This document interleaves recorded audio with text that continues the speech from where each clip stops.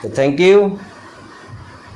Mission 26 repeat again, start second phase, day first.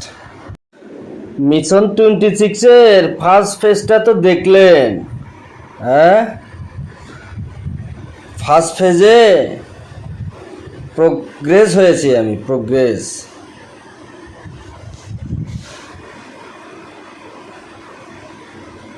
আমরা হারলেও সেখানে আমি প্রোগ্রেস। যেখানে নাকি বিজিবি এজিবি দলের তথাকথিত মুসলমান মিয়া সমর্থকের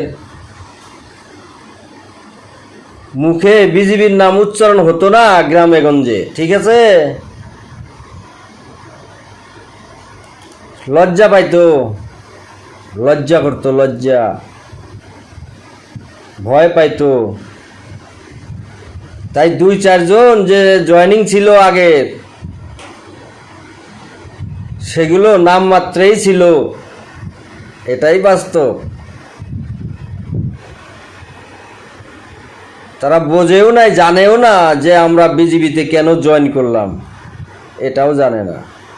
তো অন্যকে কি বলবে?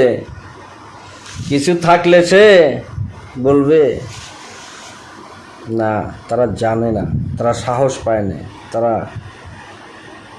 মনে সংকোচ করত। তো মিশন 26-এর ফার্স্ট ফেজে আমি এটা প্রমাণ করে দিয়েছি, বুঝেছ, যে সংকোচ নাই, ডারছে যাও, ঘরে ঘরে যাও, বুঝাও, কর মতো কইলে কে বুঝবে না? সবাই বুঝবে। মিটিং করো, বক্তব্য রাখো, সেখানে ভালো ভালো বক্তব্য রাখো, যেটুক করেছো সেটুকুই ভালো বলো, বলার ধরনগুলো শিখে নিয়ে বলো, বিনে দ্বিধায় বলো, সম্মান পাইবা। আর তাই হয়েছে। জাভেদ সাহেব জিতে নাই, এটা আমরা জানি, আমরা তো অবুঝ না, কিন্তু আমি আমার মিশনে প্রোগ্রেস। মানুষে সমর্থন আগ বাড়াইছে, সম্মান দিছে, যাদেরকে যাদেরকে বুঝাইছি তারা কিন্তু সঠিকভাবেই বুঝছে। তাই আমি দাবি করি মিশন 26-এর ফার্স্ট ফেজে ধুবড়ী লোকসভা সমষ্টি নির্বাচনী প্রচারে আমি প্রোগ্রেসিভ। প্রোগ্রেসিভ হব না কেন বলেন তো?